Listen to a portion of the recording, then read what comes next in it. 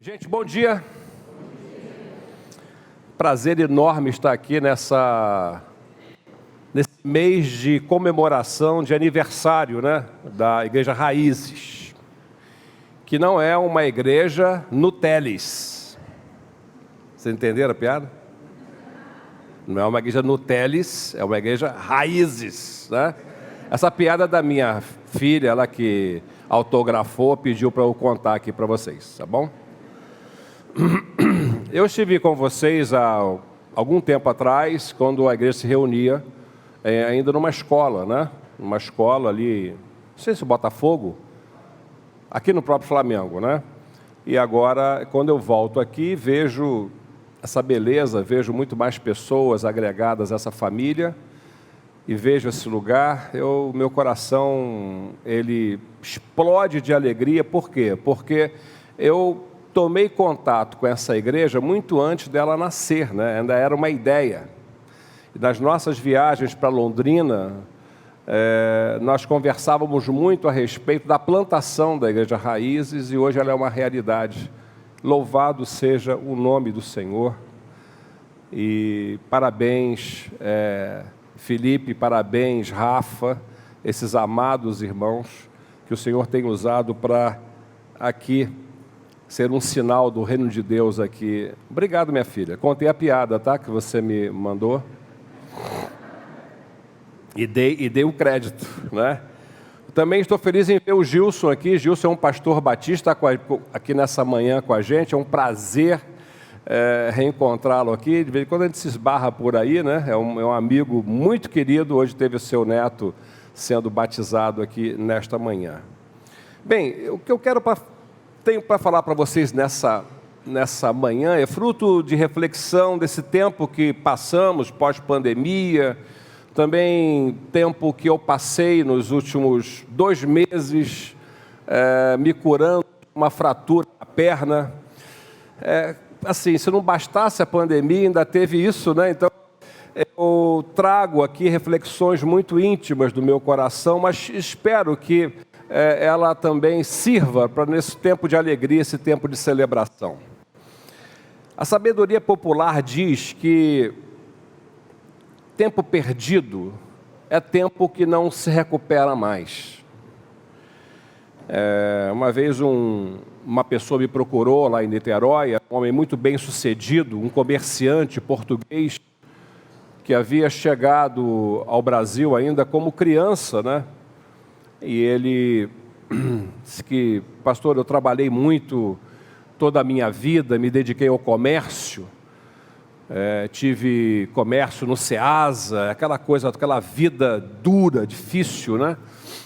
E disse, olha, eu fiz o Brasil, eu me fiz aqui, eu construí uma vida, eu me enriqueci, graças a Deus por isso, mas todo esse empenho cobrou um preço, eu perdi minha família, perdi minha esposa, perdi a minha filha, que eu amo tanto, e agora eu tenho 70 anos, e eu quero te fazer uma pergunta: será que dá para eu recuperar o tempo perdido com a minha família?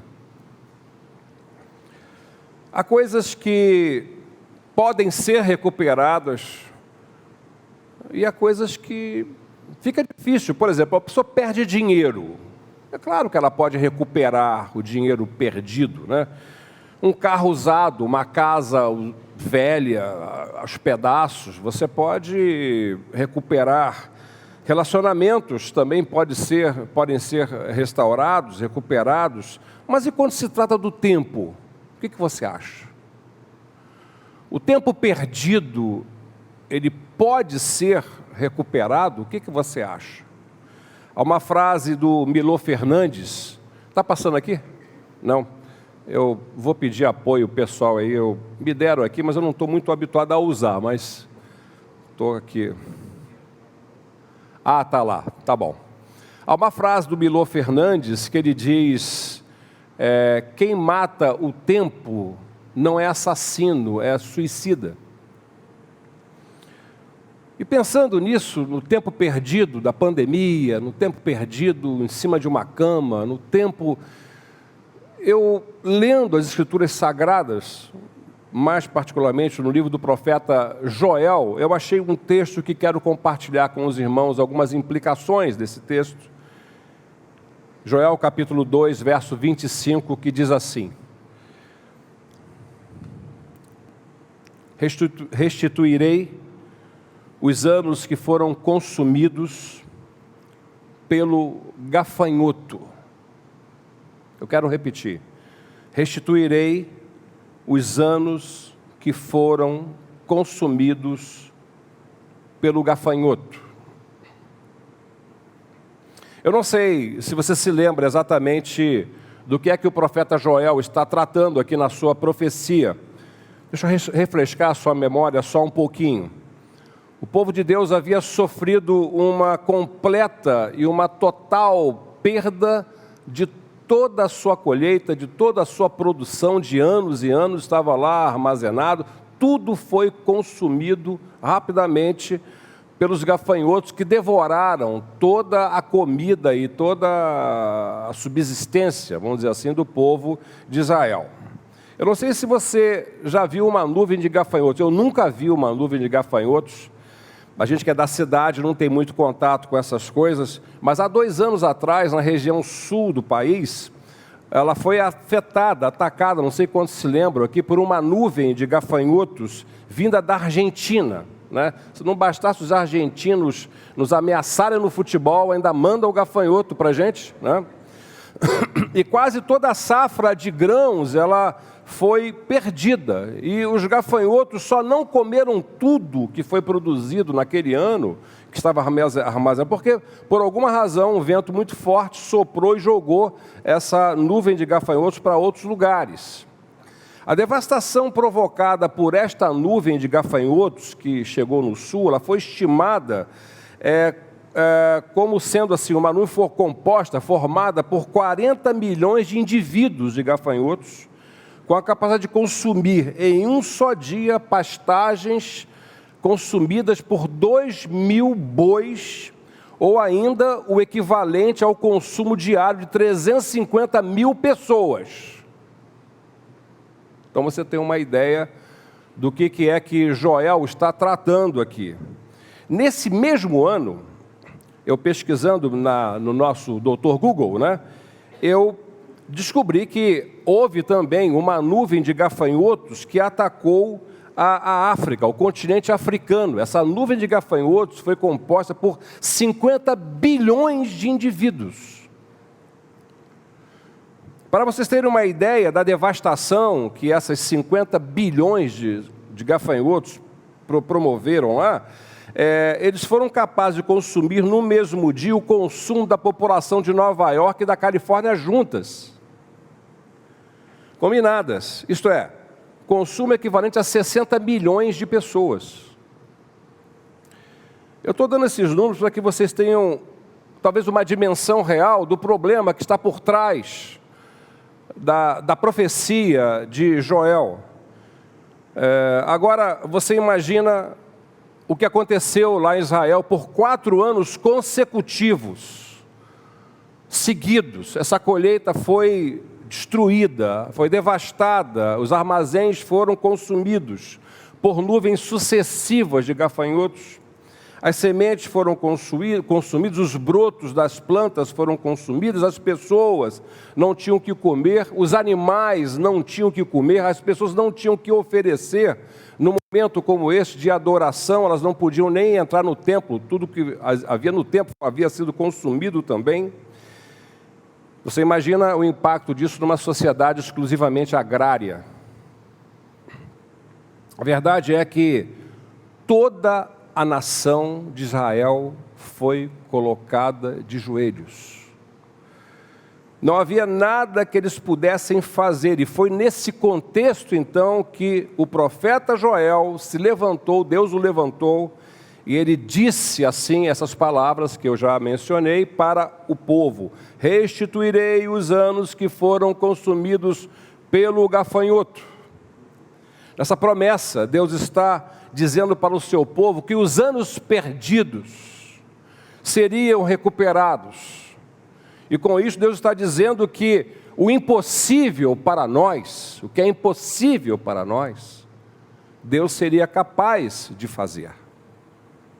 Durante o tempo de pandemia, onde parecia que a vida estava se desfazendo diante dos nossos olhos, nós fomos afetados de muitas maneiras, creio que todos nós aqui. Essa palavra de Deus chegou ao meu coração trazendo uma esperança muito sólida, uma esperança com substância.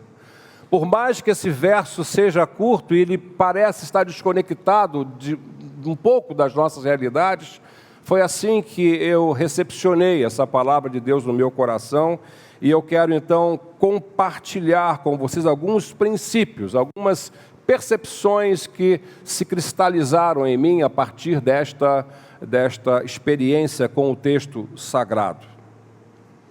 O que significa tempo perdido na vida da gente?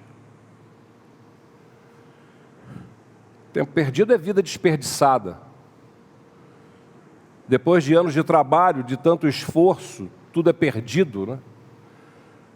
Um empreendimento fracassado, um investimento ruim, uma vida mal direcionada, mal posicionada, e todo esforço, todo fruto de trabalho, tudo que se pensou, que se amealhou, e você pensa que o pior não foi nem o tanto que se perdeu, o pior foi o tempo que poderia ser aplicado em outras coisas, mas que ali você perdeu a vida, você ficou ali, né? E depois de um tempo, sem ter nada nas mãos. Eu trabalhei numa empresa pública, trabalhei para o governo, pelo menos 2 vezes da minha vida, e uma delas eu estava chegando na empresa, e o nosso diretor, ele estava sentado numa mesa, assim como essa, assim na recepção, com as mãos na cabeça. E eu entrei assim na recepção, estava indo para o meu local de trabalho, quando esse senhor me chamou. Ele fazia parte da igreja que nós... Ele me chamou para conversar. E ele falou assim: sabe, meu filho, eu cheguei aqui nessa empresa, eu era um estafeta. Estafeta é o cara que faz qualquer coisa, né? Ele entra lá, é um auxiliar de serviços gerais e tal. Era garoto. E eu, com o arco de conhecimento, de oportunidades, ocupei várias posições, vários concursos. Fui dentro da empresa até chegar a diretor-geral. Ele era o diretor-geral da empresa. E você sabe a que conclusão eu cheguei? Eu falei, não valeu a pena. Não valeu a pena todo esse esforço que eu fiz aqui dentro dessa empresa. Então, você é jovem ainda, eu estou dizendo para você, sai fora enquanto é possível. Agora você imagina isso, né? Como é que recupera o tempo perdido? Tempo perdido é viver mergulhado na dor, né? Estou pensando naqueles que perderam pessoas queridas, eu estou pensando naquelas pessoas que tinham planos para desfrutar de um tempo especial com as pessoas amadas, mas agora os seus anos se anunciam, se apresentam como tempo vazio, né? Como vida sem sentido. Penso também naqueles que agora enfrentam limitações por conta de enfermidades. Eu estava dentro de casa, eu estava tão feliz que eu havia nadado 1.000 metros naquele dia, depois da pandemia. Eu já nadava isso antes da pandemia e foi a primeira vez que eu consegui a marca de 2.000 metros no treino de natação. Eu fui nadador quando jovem, joguei waterpolo, aquela coisa toda, e estava muito feliz com essa marca, né? E estava radiante. Aí, descendo as escadas lá da minha casa para ir para a igreja, eu tomei um escorregão, e aí caí da escada, quebrei a perna.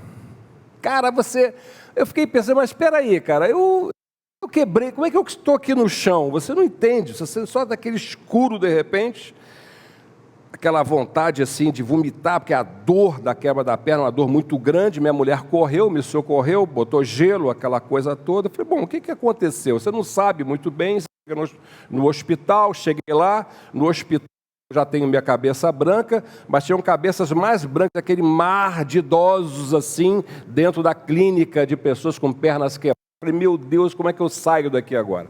Cheguei 4, fiquei até quase 7 horas da ser atendido, a perna latejando, o cara radiografou e falou, quebrada. Alguém sabe onde fica a fíbula? Levanta o braço, quem sabe. 4 pessoas sabem. Eu também não sabia onde ficava.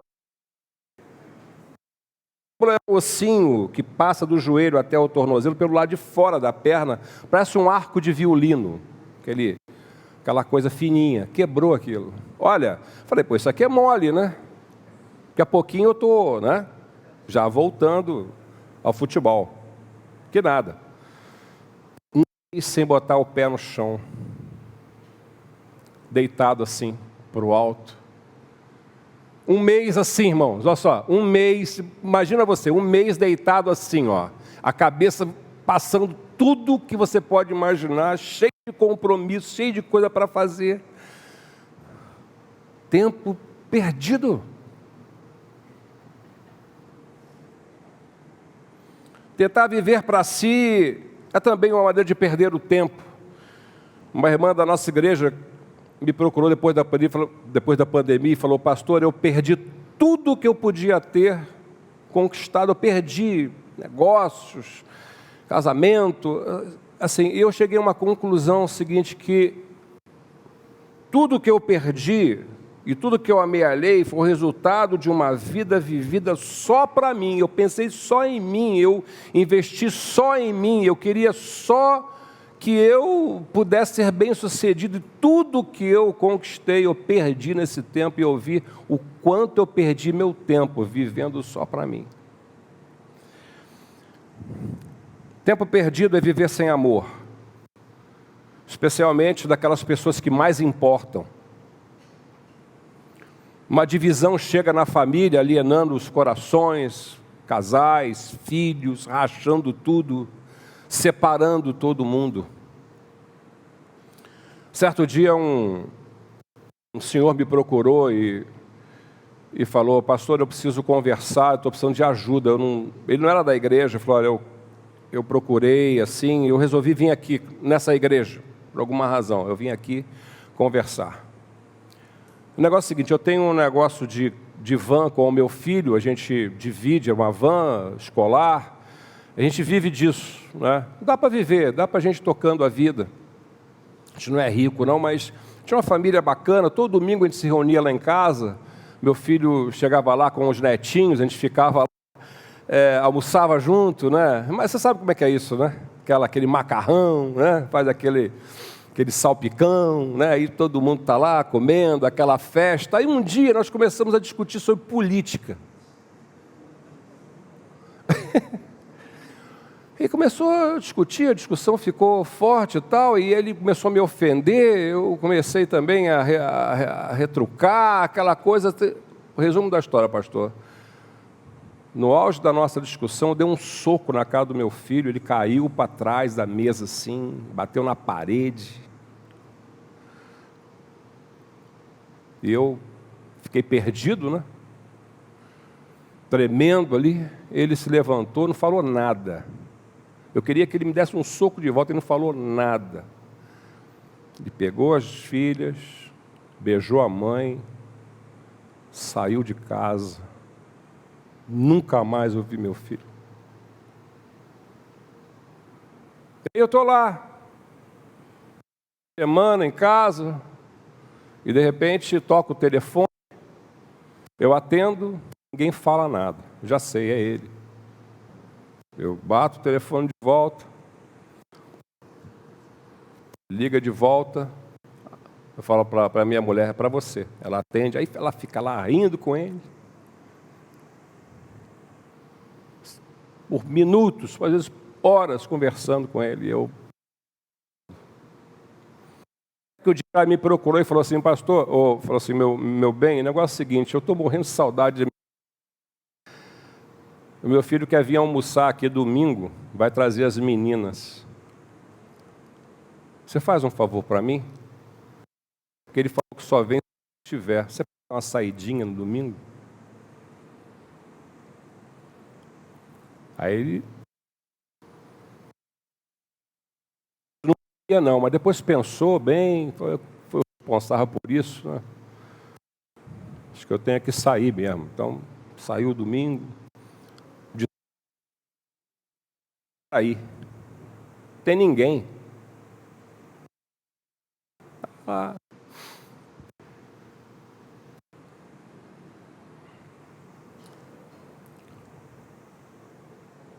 Vida desperdiçada.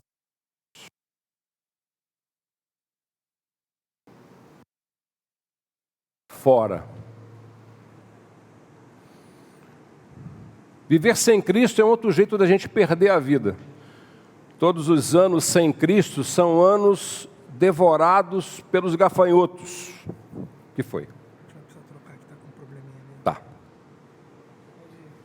Pode continuar? Tem que desligar? Tem. Obrigado. Então, todos os anos vividos sem Cristo são anos devorados pelos gafanhotos. Vale a pena pensar nesse ponto. Se você está aqui nessa manhã, você foi convidado, está aqui, você ainda não teve essa experiência de colocar a sua vida nas mãos de Cristo para valer, de você abrir o seu coração para valer, de seguir a Jesus de verdade. Pergunte a qualquer pessoa que tenha se convertido mais tarde na vida, todas, sem exceção, vão dizer: todo esse tempo que eu vivi longe de Cristo foi tempo perdido na minha vida.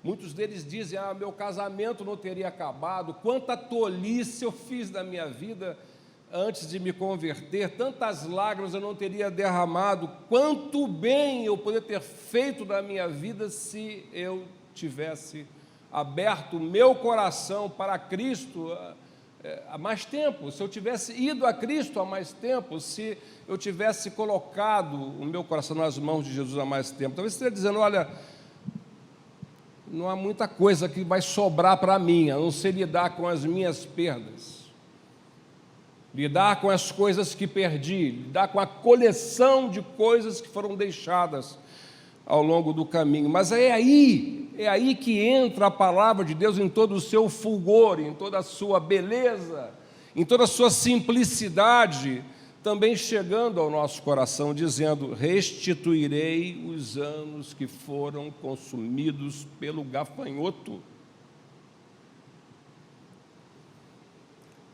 Então a pergunta: como é que Deus restaura tempo perdido? Como é que Deus restaura esse monte de lacunas que foram se colecionando e se sucedendo, muitas vezes, nas nossas próprias experiências de vida?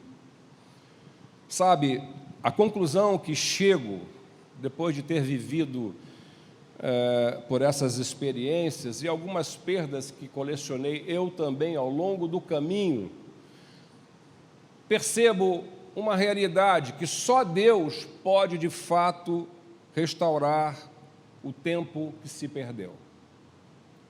Deus não restaura o tempo que foi perdido voltando o relógio, mas Deus restaura o tempo que se perdeu apontando caminhos ainda não percorridos, revelando realidades não percebidas por nós, que ficam tão claras no momento em que Deus passa a direcionar os nossos caminhos pela vida. E Deus faz isso de três maneiras. A primeira, tornando a nossa vida mais frutífera. As colheitas foram exterminadas, mas Deus restaurou os anos do gafanhoto que haviam comido, dando colheitas abundantes para a frente. Deus disse para o povo, por intermédio do profeta Joel: estou enviando trigo, vinho novo e azeite o suficiente para satisfazê-los permanentemente. Joel capítulo 2, verso 19. O interessante é que, se você lê esse texto assim, chapado, assim, você vai ver o que Joel está falando é isso mesmo. Deus estava mandando trigo, estava mandando vinho novo e estava mandando azeite. O que ele significa? Significa isso mesmo, provisão, comida, tudo isso. Entretanto, se você dá um pouco mais de perspectiva no texto que está diante dos seus olhos, do seu coração, vai perceber que esses três elementos são absolutamente cheios de simbolismos maravilhosos das Escrituras Sagradas. O que simboliza o trigo? Trigo simboliza justiça, abundância, prosperidade, crescimento, coisa boa de Deus na nossa vida. Substância. Podemos ter confiança daquilo que Deus faz.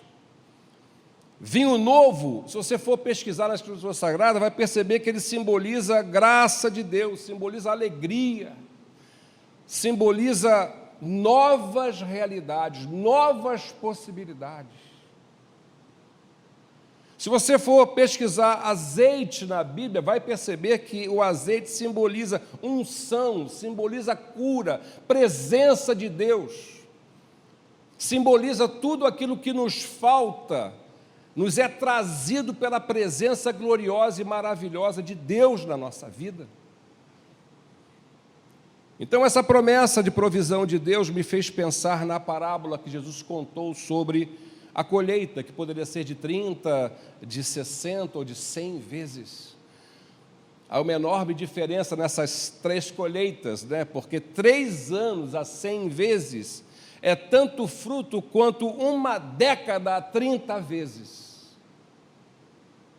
E Deus pode encher as nossas aljavas, os nossos corações, as nossas vidas, a nossa com frutos como a sua presença, simbolizadas no trigo, no vinho novo e no azeite, da provisão de Deus, da prosperidade de Deus, da justiça de Deus, da alegria de Deus, que é a nossa força, a alegria de Deus que nos faz encarar todos esses obstáculos de frente, sem que o nosso coração trema e tema. Pode encher a nossa vida de azeite, de unção da parte de Deus. Ah, meus queridos irmãos, que ninguém saia daqui dessa noite sem essa provisão gloriosa de Deus na sua vida. Isso significa que você pode ter passado por um tempo de escassez, sem alegria, sem unção de Deus, sem a provisão de Deus na sua vida. Mas esse quadro pode mudar, e você me pergunta como? As minhas circunstâncias não permitem, eu já estou esgotado, já não tenho de onde tirar forças. A resposta quem nos dá é o próprio Deus por meio do profeta Isaías, quando disse: eis que farei uma coisa nova, agora brotará, você não saberá. Farei até um caminho no deserto e rios no deserto. Creia que Deus é especialista em transformar os nossos becos sem saída em pontos de partida. Como que Deus faz? Deus tem os seus próprios meios. Você olha assim no cenário, você não vê nada, você não vê possibilidades de como que Deus pode dirigir a sua vida. Como que Deus pode completar as lacunas que foram deixadas.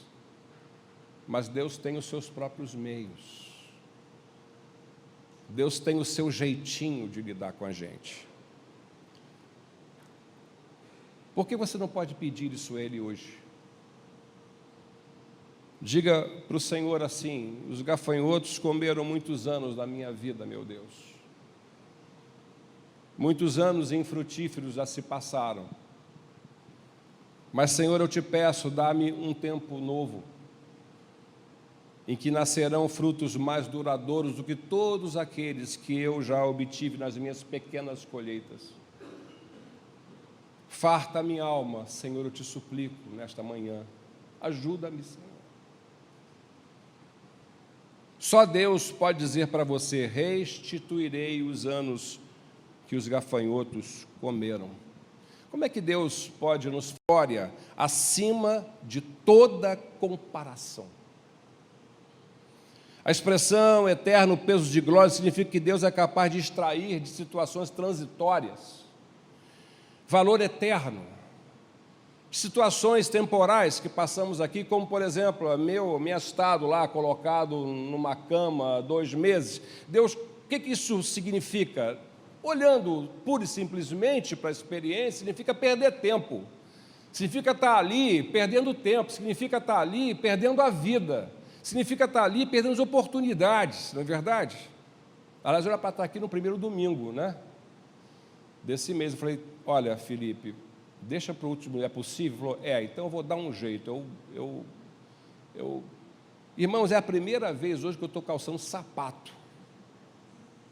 Aí peguei um sapato largão assim, falei, acho que meu pé incha, aquela coisa toda. O que significa isso? Perder tempo. Isso aí é deplorável, isso.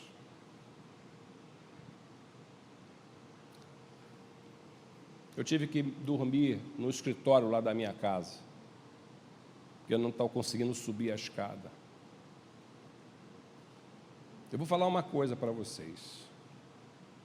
Eu não falei nem para minha mulher, não falei com a minha filha. Essas noites insones que passei ali, olhando para o teto do escritório, no primeiro momento não foram noites de resignação, foram noites de chateação. Uma revolta comigo mesmo. Como é que eu pude cair naquela escada? Eu sou maluco? Será que eu estou velho? O que aconteceu comigo? Mas a realidade, ela se impõe de uma maneira sobre nós, né? E aquelas noites foram noites de extraordinária comunhão com o Senhor, irmãos. De coisas percebidas que estavam passando batido na minha vida.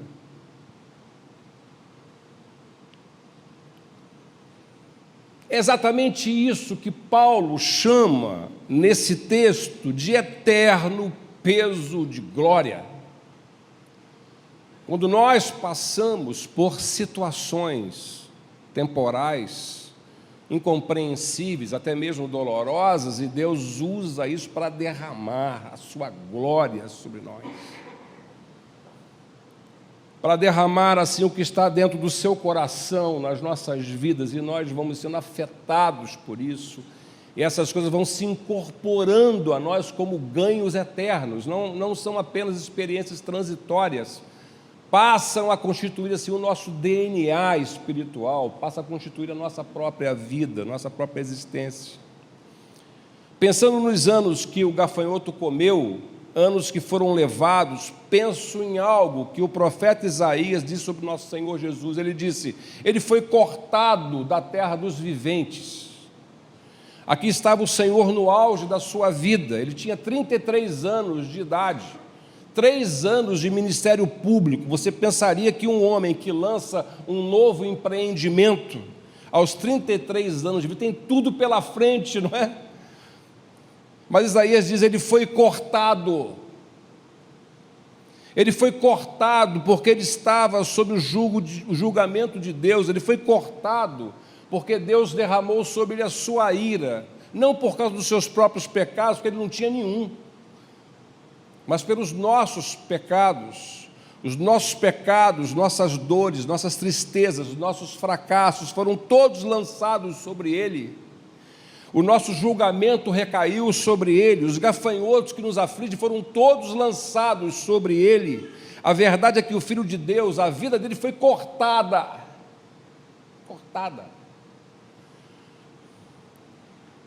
E então, no terceiro dia, o Filho de Deus ressuscitou, vencendo a morte.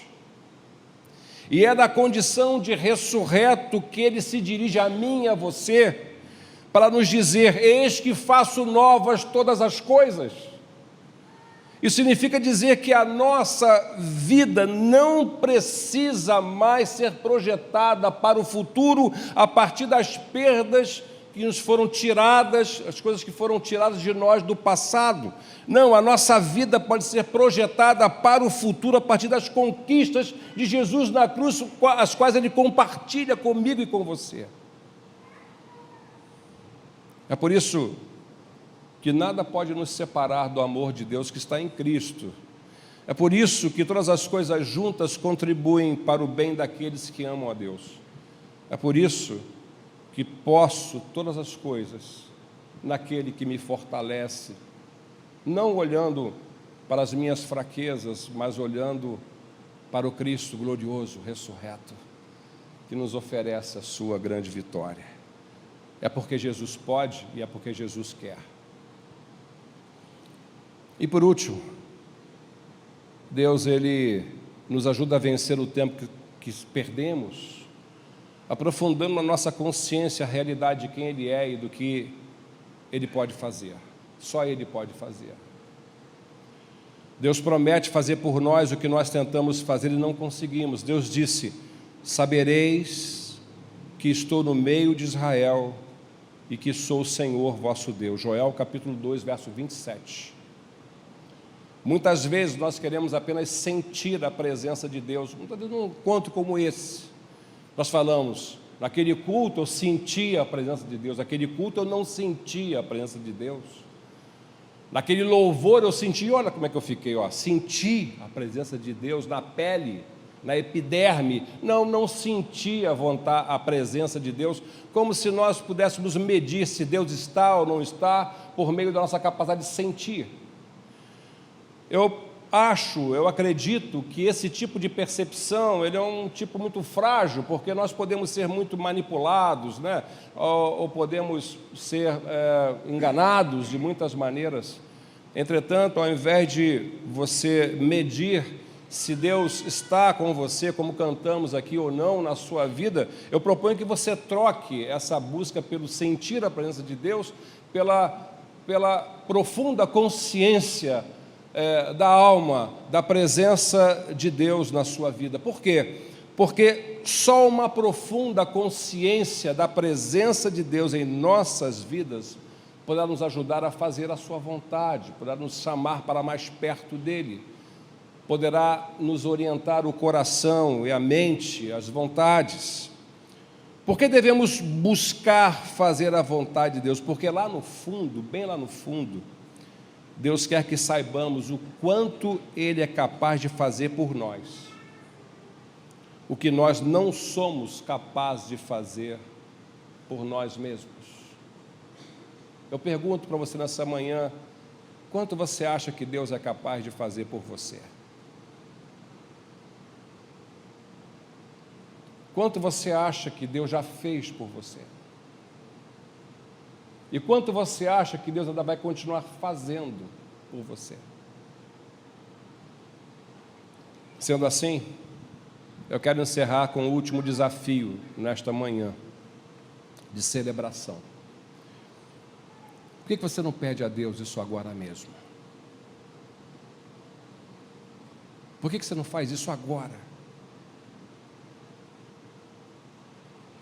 Você pode fechar seus olhos, se você quiser. Pode curvar a sua cabeça, se você quiser. Quero convidar você a fazer isso. E quero convidar você a fazer essa oração muito simples, nos seguintes termos: Senhor, eu passei muitos anos tentando encontrar as respostas para a minha vida em mim mesmo. Eu já tenho andado por muito tempo distante do Senhor. Agora eu quero recuperar o tempo perdido. Hoje eu quero entregar a minha vida nas mãos de Teu Filho. Eu me arrependo dos meus pecados. Eu me arrependo dos meus erros. Eu estou aqui nessa manhã para pedir perdão.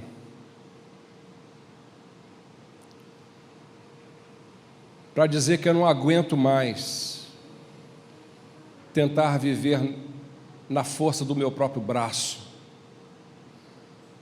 na força do meu próprio coração.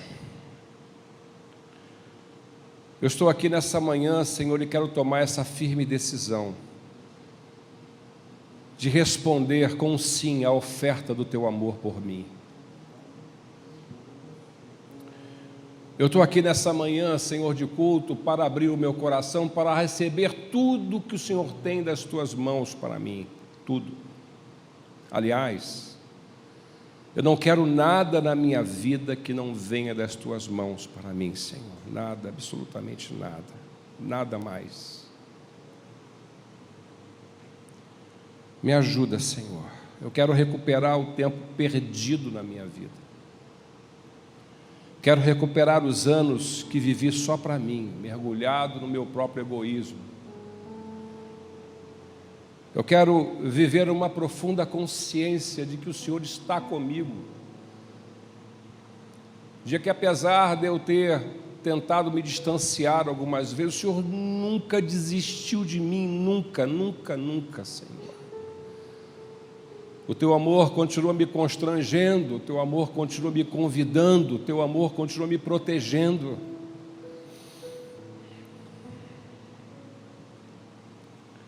Enche o meu coração de amor e de gratidão a Ti, Senhor.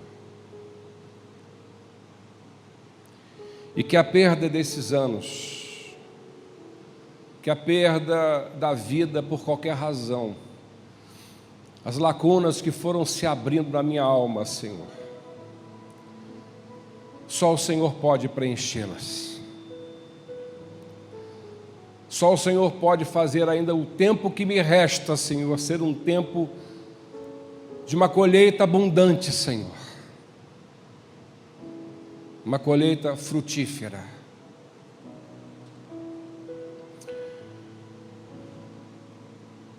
Restitui-me, Senhor, os anos que os gafanhotos comeram. Dá-me a tua bênção, Senhor, a minha casa, na vida dos meus filhos, dos meus netos, no meu casamento, Senhor. Derrama sobre nós, Senhor, a tua graça maravilhosa. E impede, Senhor, toda ação maligna, Senhor, que tenta roubar meu coração, que tenta me roubar do Senhor, que tenta convencer ao meu coração que nada vale a pena. Que essa manhã, Senhor, de celebração dessa igreja bendita, Senhor, que comemora 4 anos, que tempo maravilhoso é esse, Senhor, de alegria, de gratidão, de vidas abençoadas, de tanta graça, Senhor. Derrama sobre o Felipe, Senhor, sobre Rafa, sobre seus filhos, sobre todos aqueles que sonham o teu reino aqui, Senhor, e que eles tenham uma convicção profunda em seus corações, de que esse tempo investido no teu reino, Senhor, na tua igreja, vale muito a pena ser vivido, Senhor.